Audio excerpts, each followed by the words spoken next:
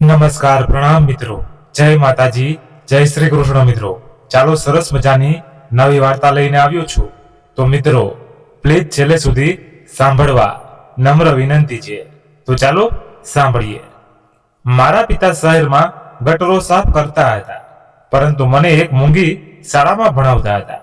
વર્ગના બધા બાળકો મારી મજાક ઉડાવતા અને શિક્ષકો પણ મને મારતા.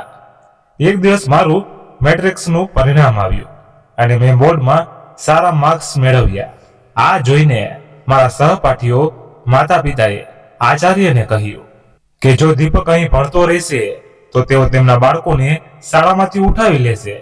આચાર્યએ મારા પર ચોરીનો ખોટો આરોપ લગાવીને મને શાળામાંથી કાઢી મૂક્યો. આ જોઈને મારા પિતા રડવા લાગ્યા. ત્યારે મેં મારા પિતાને કહ્યું, એક દિવસ એવો આવશે જ્યારે આ જ આચાર્ય સાહેબ મને મળવા માટે લાઈનમાં ઊભા હશે. આ સાંભળીને સૌ મારા પર હસવા લાગ્યા.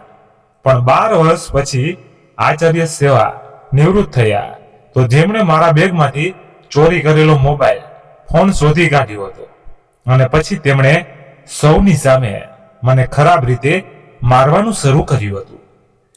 જ્યારે હું તો સ્ટાફ રૂમમાં ગયો જ ન હતો તો પછી હું તેમનો મોબાઈલ કેવી રીતે ચોરી કરી શકું? જેવો રિસેસ પૂરો થયો, આખી શાળામાં બાળકોની તલાશી લેવાઈ રહી હતી, કારણ કે કોઈ બાળકી આચાર્યના રૂમમાંથી તેમનો મોબાઈલ ચોરી લીધો હતો. હું તો આખો સમય મારા વર્ગમાં જ બેઠો રહ્યો, કારણ કે સવારે મારા પિતાએ જે ખિસ્સા ખર્ચ આપ્યો હતો તે શાળાએ પહોંચતા જ મારી પાસેથી દંડ પેટે લઈ લેવામાં આવ્યો હતો, કારણ કે મેં મારા ફાટેલા બૂટ બદલ્યા ન હતા. આ સિલસિલો છેલ્લા 1 અઠવાડિયાથી ચાલી રહ્યો હતો, કારણ કે પિતાજીએ મને વચન આપ્યું હતું કે જેવો આ મહિનાનો પગાર મળશે તેઓ મને નવા બૂટ અપાવશે. મારા બૂટ ખૂબ જૂના થઈ ગયા હતા અને મારા પગના અંગૂઠા બૂટ ફાડીને બહાર નીકળ્યા હતા. આખો વર્ગ મારા દેખાવ ઉપર હસતો હતો, પણ હું ચૂપ રહેતો, કારણ કે મારા પિતાજીએ મને કહ્યું હતું કે મારે મારું સંપૂર્ણ ધ્યાન ફક્ત ને ફક્ત ભણવા પર જ લગાવવાનું છે, જેથી હું ભણી ગણીને એવું સ્થાન હાંસલ કરી શકું જ્યાં મારી મજાક ઉડાવનારા પોતે જ મારો આદર કરવા મજબૂર થઈ જાય. ખરેખર હું તેમની કોઈ પણ વાત પર ધ્યાન નહોતો આપતો. ક્યારેક જ્યારે મન ખૂબ દુઃખી થતું ત્યારે થોડી વાર રડી લેતો અને પછી સામાન્ય થઈ જતો. મારું નામ દીપક છે અને મારા પિતાજી સફાઈનું કામ કરે છે, પણ મારા સહપાઠીઓને અને શિક્ષકો કહે છે કે મારા પિતા શહેરની ગટરો સાફ કરે છે. મને મારા નામ કરતા ગંદકી સાફ કરવા વાળો કહીને વધુ બોલાવવામાં આવતું હતું. હું સામાન્યના બાળકોના ગ્લાસમાં પાણી પી શકતો ન હતો. મારા અલગ ગ્લાસ મારા બેગમાં રહેતો અને એ જ રીતે હું કોઈ પણ બાળકની સાથે બેસીને ભોજન કરી શકતો ન હતો. અને આ સિલસિલો અત્યારનો નહીં પણ વર્ષોથી ચાલ્યું આવતું હતું. જ્યારથી મેં શાળામાં પ્રવેશ લીધો, મારા પિતાજીએ તેમની મહેનતના જોરે મને સારી શાળામાં ભણાવવાનું સપનું જોયું હતું. તે સમયે પણ હું એક ખાનગી શાળામાં અભ્યાસ કરતો હતો અને આચાર્ય વારંવાર મને બોલાવીને કહેતા, તારા પિતાજીને કહે કે તેઓ તારા માટે તેમની પરિસ્થિતિ મુજબ કોઈ બીજી શાળા પસંદ કરે, કારણ કે અહીં ભણતા બાળકોના માતા પિતા ફરિયાદ કરે છે કે જો દીપક શાળાએ રહેશે તો તેઓ એમના બાળકો શાળામાંથી ઉઠાવી લેશે. તેમની વાતો સાંભળીને મારું લોહી ઉકળી જતું, પણ હું ચૂપ રહી જતો. જ્યારે પણ પિતાજી સાફ સુથરા કપડાં પહેરીને મારી ફી ભરવા શાળાએ આવતા ત્યારે આચાર્ય સાહેબ આ જ કહેતા, દીપકને કોઈ બીજી શાળામાં દાખલ કરાવી દો, અમારી શાળાની પ્રતિષ્ઠા ખરાબ થાય છે. પિતાજી દર વખતે ચૂપચાપ પાછા જતા રહેતા. મારા વાળ આચાર્ય સાહેબના હાથમાં હતા અને તેઓ મને ઢસડતા ઢસડતા એસેમ્બલી હોલમાં લઈ ગયા. બીજા વર્ગોના બાળકો પણ ત્યાં ભેગા થઈ ગયા. ત્યારે તેમણે મારા પિતાજીને ફોન કરીને બોલાવ્યા. બિચારા ધ્રુજતા ધ્રુજતા શાળાએ પહોંચ્યા. દેશક સાથે અથડાવાને કારણે મારા ચહેરા પર સોજો આવી ગયો હતો અને ઘણી જગ્યાઓથી ચામડી છોલાઈ ગઈ હતી. હું રડી રડીને આચાર્ય સાહેબને કહી રહ્યો હતો, હેડમાસ્ટર સાહેબ, મેં ચોરી નથી કરી, પણ તેઓ મને ગંદી ગંદી ગાળો આપી રહ્યા હતા અને કહી રહ્યા હતા કે હવે તેઓ મને કોઈ પણ હાલતમાં અહીં નહીં રાખે. આજે સવારે હું ખૂબ ખુશ હતો કારણ કે મારું મેટ્રિકનું પરિણામ આવ્યું હતું અને મેં ખૂબ સારા માર્ક્સ મેળવ્યા હતા. હું પરીક્ષામાં સફળ થયો હતો અને હવે અમે ઇન્ટરમીડિયેટના પ્રથમ વર્ગમાં બેઠા હતા. જેવા મારા પિતાજી કોલેજ પહોંચ્યા, આચાર્યએ મને ધક્કો મારીને તેમની પાસે ફેંકી દીધો અને કહેવા લાગ્યા, લઈ જા તારા નાલાયક દીકરાને અને એને પણ તારી સાથે કામે લગાડી દે. હું ક્યારનો સમજાવી રહ્યો હતો કે આ છોકરાનું વર્તન બરાબર નથી, તું એના ભણતર પાછળ પૈસા બગાડ નહીં. પણ તે મારી વાતને ગંભીરતાથી ન લીધી. હવે જો એને કેટલી નીચ હરકત કરી છે. સ્ટાફ રૂમમાં જઈને એને માત્ર મારો મોબાઈલ જ નથી ચોર્યો, પણ એક બીજા શિક્ષકનો પર્સ પણ ચોરવાની કોશિશ કરી. જ્યારે તેઓ વોશરૂમ ગયા હતા ત્યારે એને રવિએ જોઈ લીધો. રવિ મારા વર્ગ શિક્ષક હતા અને મારાથી ખૂબ નારાજ રહેતા હતા. પિતાજી અવિશ્વાસથી મારી તરફ જોઈ રહ્યા હતા. મારો ઘાયલ ચહેરો અને હોઠમાંથી વહેતું લોહી તેમના હૃદયને તોડી રહ્યું હતું. હું રડતા રડતા બોલ્યો, પિતાજી, મેં કોઈ ચોરી નથી કરી. હું તો આજે રિસેસમાં પણ વર્ગની બહાર નહોતો ગયો કારણ કે મારો ખિસ્સા ખર્ચતો દર વખતે કોઈને કોઈ દંડમાં કપાઈ જાય છે. હું તો ઘણા દિવસોથી વર્ગમાં જ બેસી રહું છું.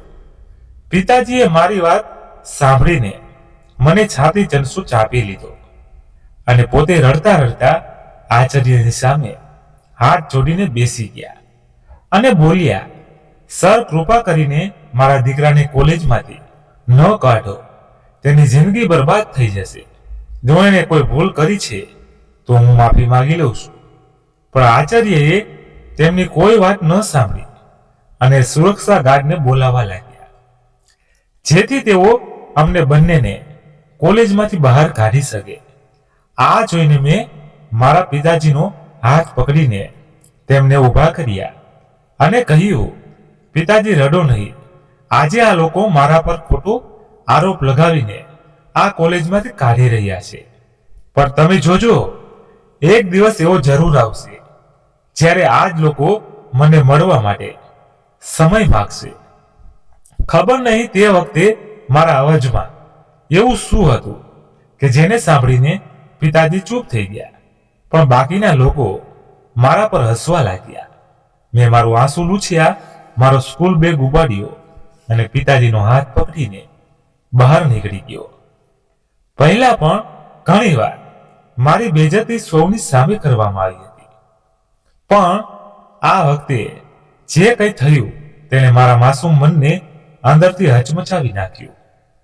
ઘરે પહોંચીને પિતાજી ખાટલા પર બેસીને રડવા લાગ્યા અને માએ મારી હાલત જોઈને છાતી પર હાથ મૂકી દીધો. મેં તેમને સમજાવ્યા કે તેઓ ચિંતા ન કરે. ઘણા દિવસો સુધી હું મારા ઘાયલ ચહેરાને કારણે ઘરે જ રહ્યો, પણ જેવી તબિયત થોડી સારી થઈ, હું સીધું મારા એક મિત્ર પાસે પહોંચ્યો જેના પર મને પૂરો વિશ્વાસ હતો કે તે મારી મદદ જરૂર કરશે.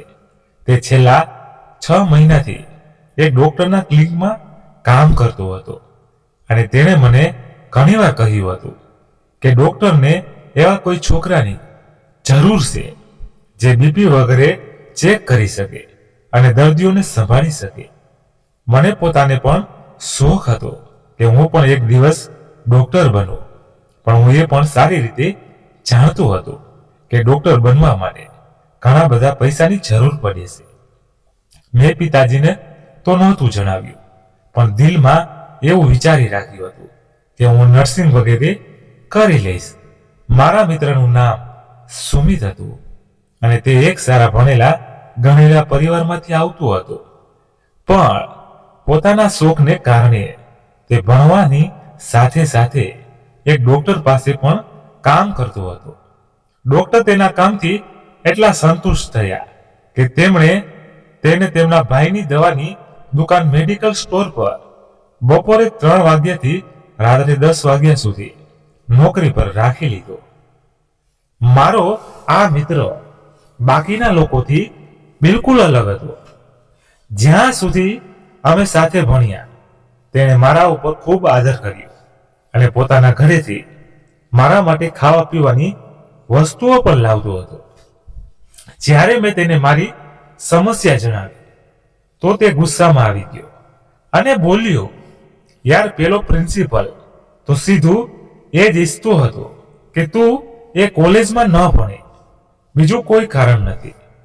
તારા માર્ક્સ એટલા સારા આવ્યા કે તેમના બાકીના વિદ્યાર્થીઓ એટલા માર્ક્સ ન લાવી શક્યા. હું પણ આ વાત સમજતો હતો. ખેર, સુમિત મને પોતાની સાથે ડોક્ટર સાહેબ પાસે લઈ ગયો. ડોક્ટરનું નામ વિહાન શાહ હતું અને તેઓ વિદેશથી ભણીને આવ્યા હતા. તેથી તેમની વિચારસરણી સામાન્ય લોકોથી અલગ હતી. તેમણે મને કેટલીક જરૂરી વાતો પૂછી અને પછી કહી દીધું કે હું કાલથી જ તેમના ક્લિનિકમાં કામ શરૂ કરી દઉં. બીજે દિવસે મેં દિવાળી પર પહેરેલા જૂના કપડાં કાઢ્યા જે મારીએ 2 વર્ષ પહેલા આપ્યા હતા. તેને ઇસ્ત્રી કરાવી અને સારી રીતે તૈયાર થઈને ક્લિનિક પહોંચી ગયો.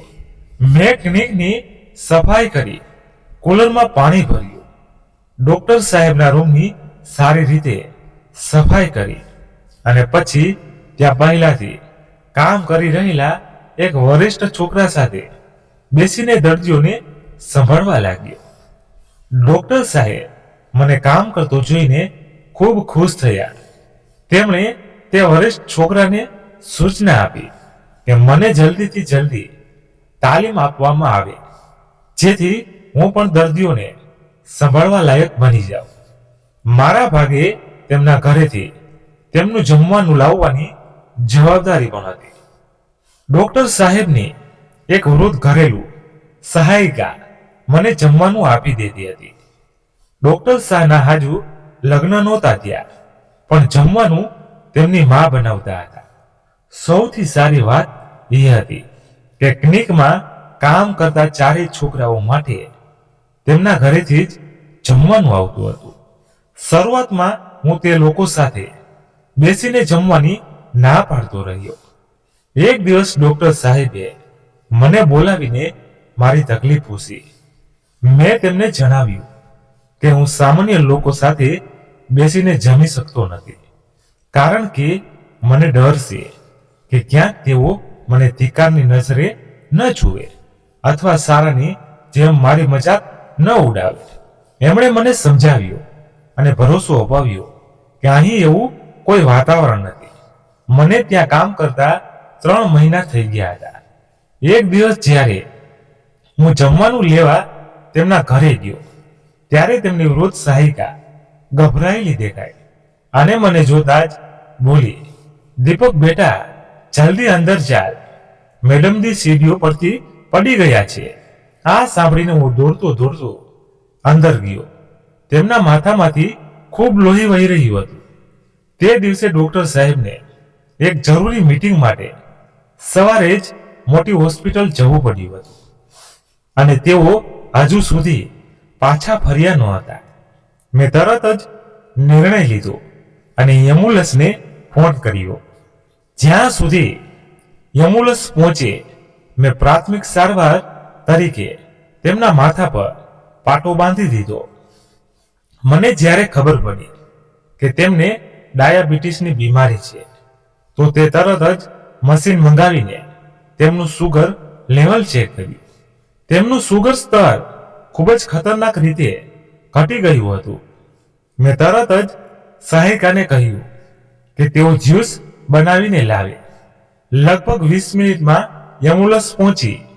ત્યાં હાજર એમ્બ્યુલન્સ કર્મીઓએ પણ આ જોઈને પ્રસન્નતા કરી કે મેં સમયસર સમજદારી અને સૂઝબૂછ દાખવી. મેં ઘરના નંબર પરથી જ ડોક્ટર સાહેબને ફોન કરીને જાણ કરી દીધી. તેઓ ગભરાઈ ગયા અને તરત જ તે હોસ્પિટલ તરફ રવાના થઈ ગયા, જ્યાં હું તેમની માતાજીને લઈ જઈ રહ્યો હતો. જ્યાં સુધી ડોક્ટર સાહેબ ન પહોંચ્યા, મેં મેડમજી તેમની માતાજીનું ખૂબ સારી રીતે ધ્યાન રાખ્યું. ડોક્ટર સાહેબ તેમની માને ખૂબ પ્રેમ કરતા હતા, કારણ કે તેમના પિતાએ તેમના બાળપણમાં જ બીજા લગ્ન કરીને પહેલી પત્નીને છૂટાછેડા આપી દીધા હતા. જ્યારે ડોક્ટરોએ તેમને જણાવ્યું કે જો દીપકે સમયસર જ્યુસ ન પીવડાવ્યું હોય તો તેમની તબિયત વધુ બગડી જાય. આ સાંભળીને તેઓ મને ગળે લગાવીને રડવા લાગ્યા. મેં પહેલીવાર લોકોનું આવું રૂપ જોયું હતું, જ્યાં એક સામાન્ય માણસને પણ માણસ સમજવામાં આવતો હતો. હું પોતે પણ ડોક્ટર સાહેબને ગળે લાગીને રડી પડ્યો. આ મારી જિંદગીનો સૌથી મહત્વનો વળાંક હતો.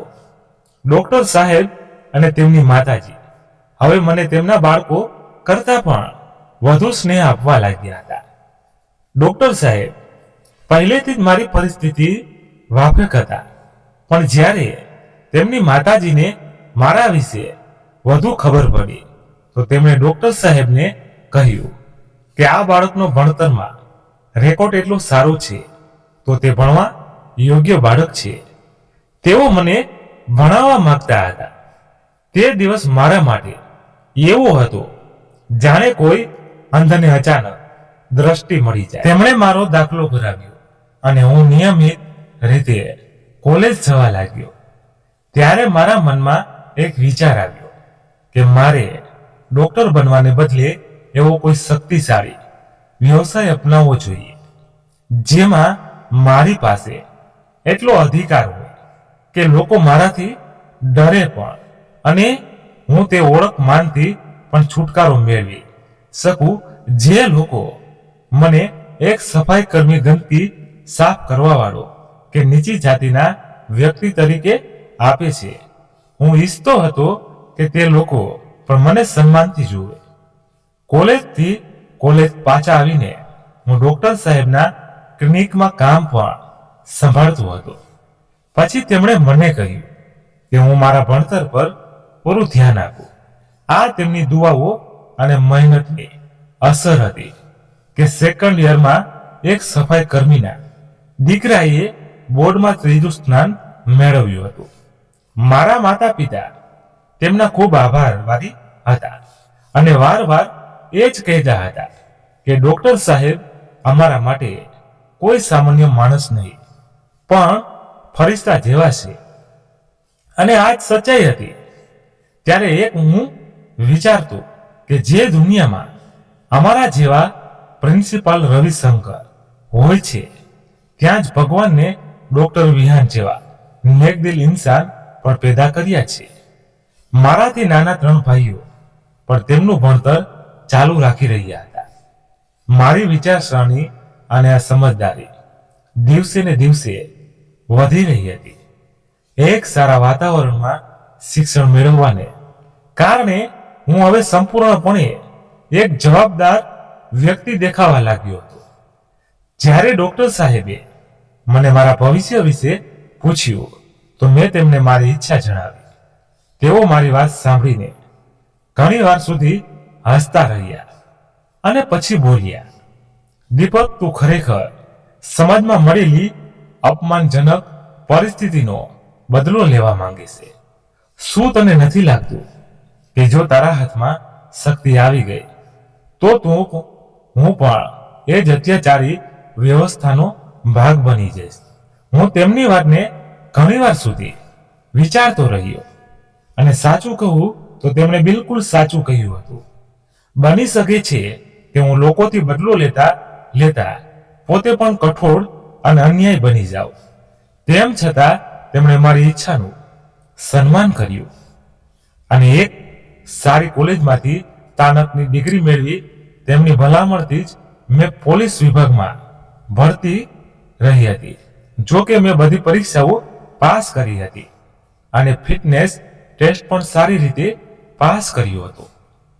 તેમ છતાં એ સચ્ચાઈ છે કે મને અંતિમ તબક્કામાં ભલામણની જરૂર પડી. મને સબ ઇન્સ્પેક્ટરના પદ પર નિમણૂક મળી. આ મારા માટે કોઈ સપનાના સાકાર થવા જેવું હતું. મારી સાથે મારા માતા પિતાની દુઆઓ હતી અને ડોક્ટર વિહાનની માતાજીની દુઆઓ. પણ ડોક્ટર સાહેબ મને તેમના નાના ભાઈ જેવો માનતા હતા. જોતામાં મારી સામે સફળતાના નવા દ્વાર ખુલતા ગયા અને 10 વર્ષમાં હું ડીએસપીના પદ પર બિરાજમાન થઈ ગયો. ડોક્ટર વિહાને ક્યારેય લગ્નો નહોતા કર્યા. તેમની માતાજી દુનિયામાંથી વિદાય લઈ ચૂક્યા હતા, પણ મારી માતાજી મને ખૂબ ઠપકો આપતા. તેમ છતાં હું લગ્ન માટે રાજી ન હતો. મારા એક ભાઈએ મેડિકલ કોલેજમાં દાખલો લીધો, બીજાએ એન્જિનિયરિંગ કર્યું અને ત્રીજાએ વિદેશની એક કંપનીમાં અરજી કરી અને કિસ્મતે તેનો સાથ આપ્યો. તે વિદેશ ચાલ્યો ગયો. મારો સૌથી નાનો ભાઈ સેનામાં જવા માંગતો હતો અને હું તેને કેડેટ કોલેજમાં ભણાવી રહ્યો હતો. જિંદગીનો સફર આમ જ ઝડપથી આગળ વધી રહ્યો હતો. મને હવે એ ખાતરી થઈ ગઈ હતી કે જો કોઈ મને મારા ભૂતકાળથી ઓળખી પણ લે તો તે મારી બદલાયેલી હાલત જોઈને મારા પર કટાક્ષ કરવાને બદલે મારી હિંમત અને સંઘર્ષની વાર્તા સંભળાવશે. અને એ જ વિચારીને હું મલકાઈ જતો હતો. મારા માતા પિતા હવે એક સુખી જીવન જીવી રહ્યા હતા. તેમને જોઈને મારા અંતરમાં એક ઊંડો સંતોષ ઉતરી આવતો હતો. મને હવે વાર મારા બાળપણમાં કહેલી એક વાત પર આશ્ચર્ય થતું હતું કે મેં ગુસ્સામાં બસ એક વાત કહી દીધી હતી અને ઈશ્વરે મારા પર એટલી કૃપા કરી કે ખરેખર મને એવી જગ્યાએ પહોંચાડી દીધો જ્યાં એ જ લોકો જે કાલ સુધી મારી મજાક ઉડાવતા હતા, મને અપમાનજનક નામોથી બોલાવતા હતા, આજે તેઓ મને મળવા માટે મારા કાર્યાલયની બહાર કલાકો સુધી રાહ જોતા હતા.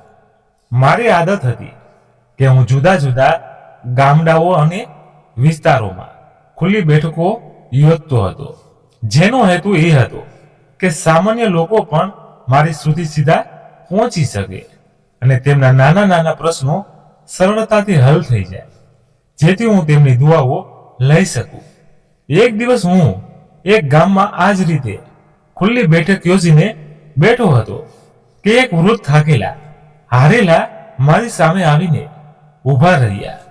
તેમના દીકરાઓએ તેમના મકાન પર કબજો કરી લીધો હતો અને તેમને ઘરમાંથી કાઢી મૂક્યા હતા.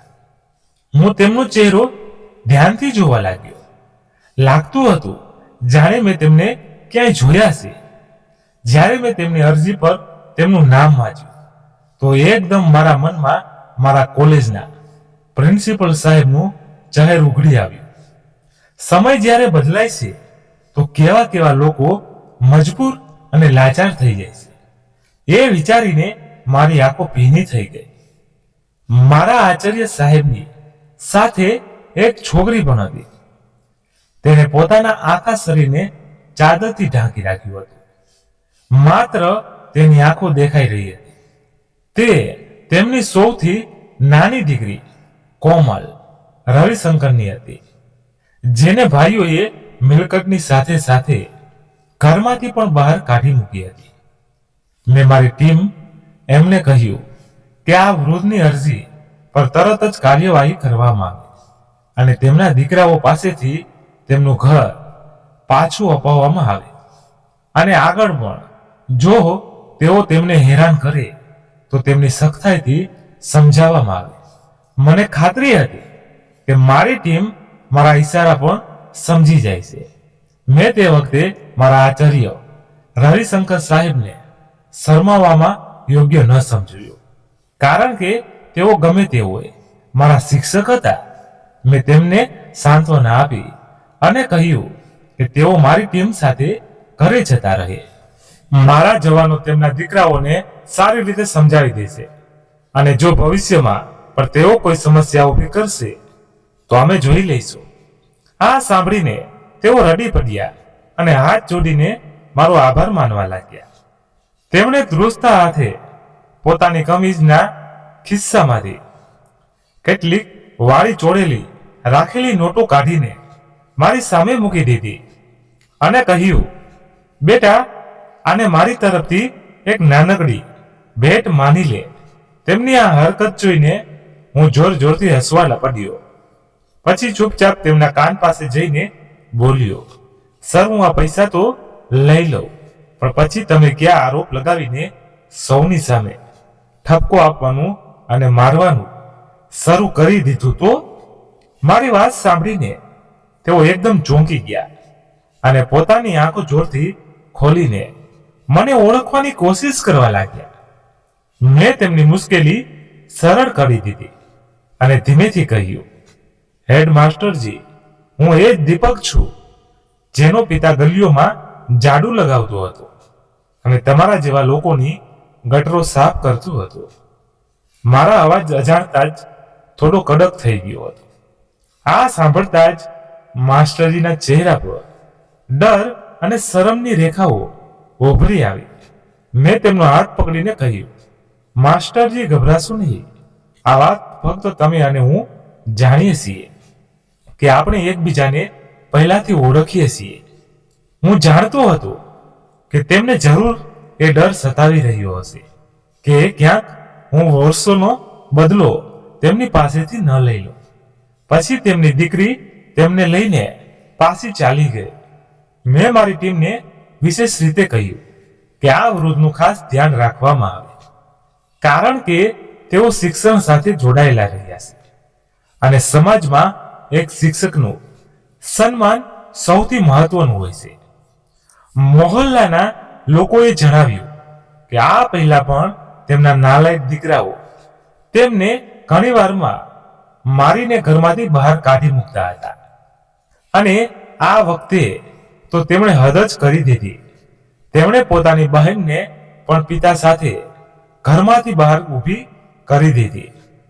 તે દીકરાઓ માનથી એક થોડો વધુ ભણેલો ગણેલો હતો અને એક ખાનગી કંપનીમાં કામ કરતો હતો અને બીજો દીકરો એક ખાનગી શાળાનો આચાર્ય હતો.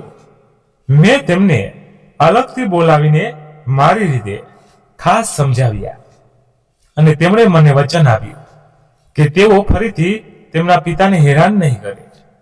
હું આ વાત લગભગ ભૂલી જ ગયો હતો જ્યારે લગભગ 15 દિવસ પછી અચાનક મારા એક કર્મચારીએ મને સૂચના આપી કે કોઈ સજ્જન મને મળવા આવ્યા છે.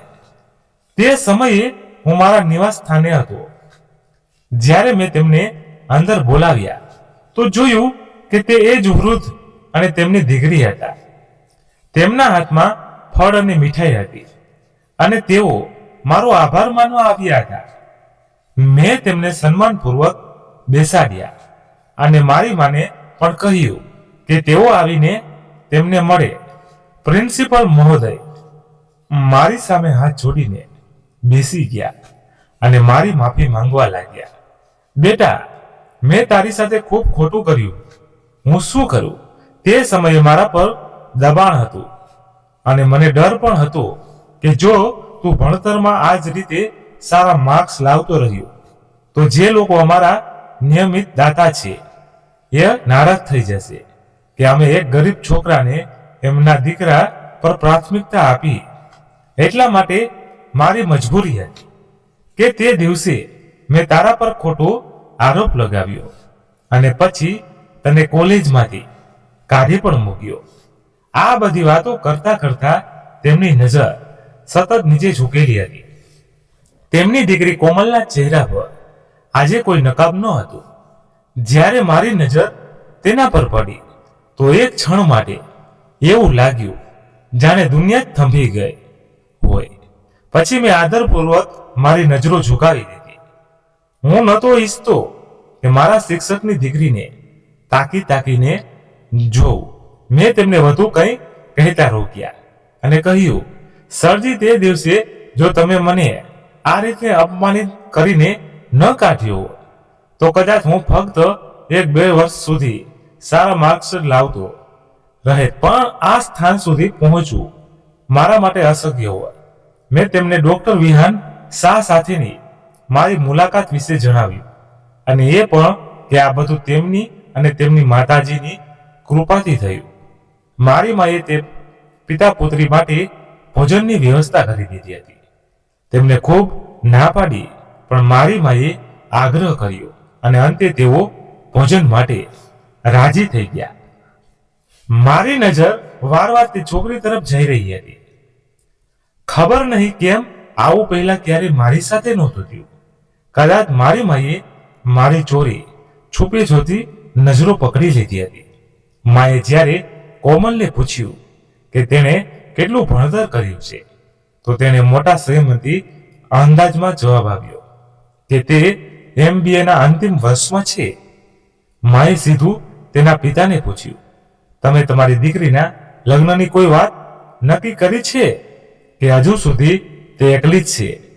તો પ્રિન્સિપલ સાહેબે ચોંકીને મારી મા તરફ જોયું અને પછી કહેવા લાગ્યા, હજુ તો ક્યાંય પણ કોઈ વાત નક્કી થઈ નથી, કારણ કે તેના ભાઈઓ તેના ભણતર પર થતા ખર્ચને જ ફાલતુ ખર્ચ માને છે. લગ્નનો તો કોઈ વિચાર પણ નથી રહ્યો. તેમના લહેજામાં તે વખતે એટલી ઊંડાઈ અને સચ્ચાઈ હતી કે મારું દિલ પણ અચાનક ભરાઈ આવ્યું. એક પિતા પોતાની દીકરીઓને કેટલો પ્રેમ કરે છે, હું આ વાત સારી રીતે સમજી શકતો હતો. હું મારી માનો ઈરાદો જાણતો હતો, તેથી મેં તેમને આંખોમાં સમજાવવાની કોશિશ કરી, પણ તેમના ચહેરા પર છવાયેલી ગંભીરતા જોઈને હું ચૂપ રહી ગયો.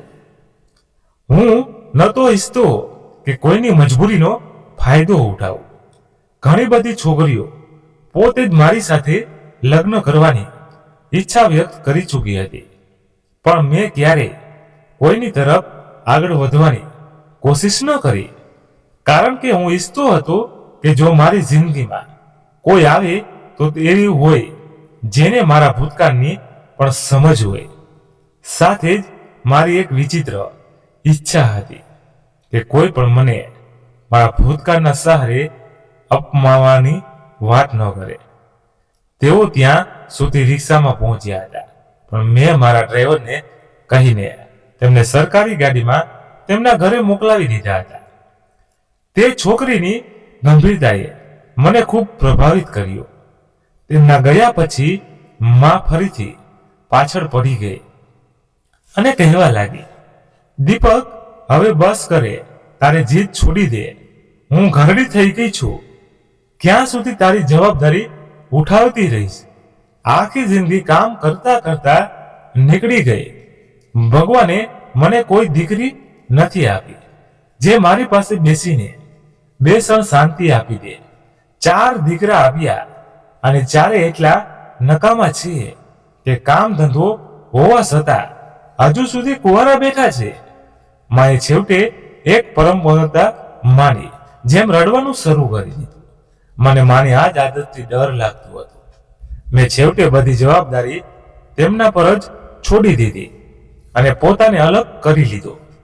રાત્રે હું મારી સ્ટડીમાં બેસીને મારી વીતેલી જિંદગી વિશે વિચારતો રહ્યો.